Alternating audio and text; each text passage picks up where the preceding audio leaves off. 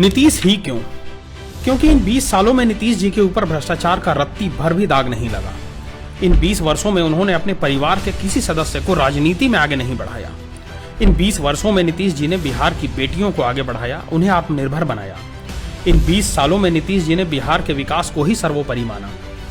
इन 20 सालों में नीतीश जी ने युवाओं को पढ़ने और आगे बढ़ने का मौका दिया। इन 20 सालों में नीतीश जी ने राज्य की आधारभूत संरचना का विकास किया। इन 20 सालों में राज्य की हर पंचायत जिले से और हर जिला राजधानी से जुड़ गया। इन 20 सालों में नीतीश जी ने राज्य में बिजली की व्यवस्था सुदृढ़ की, हर घर 24 घंटे बिजली पहुंचाई।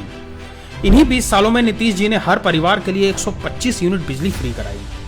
इन 20 सालों में नीतीश जी ने जीविका रूपी एक वटवृक्ष तैयार कर दिया, जिसकी छांव में आज 1 करोड़ से अधिक महिलाएं सशक्तिकरण की मिसाल बनी हुई हैं।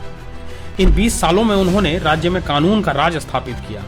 इन्हीं 20 सालों में नीतीश जी ने राज्य में स्वास्थ्य सुविधाएं बेहतर बनाई। अब इलाज के लिए किसी को बाहर नहीं जाना पड़ता। नीतीश जी इसीलिए कि इन 20 सालों में उन्होंने न्याय के साथ विकास को जमीन पर उतारा।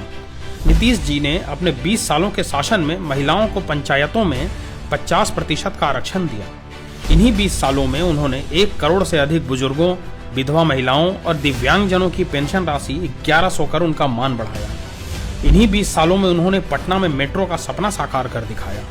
इन्हीं 20 सालों में उन्होंने 10 लाख से अधिक युवाओं को सरकारी नौकरी दी। इन्हीं 20 सालों में उन्होंने राज्य में विश्व स्तरीय स्पोर्ट्स इंफ्रास्ट्रक्चर बनाया।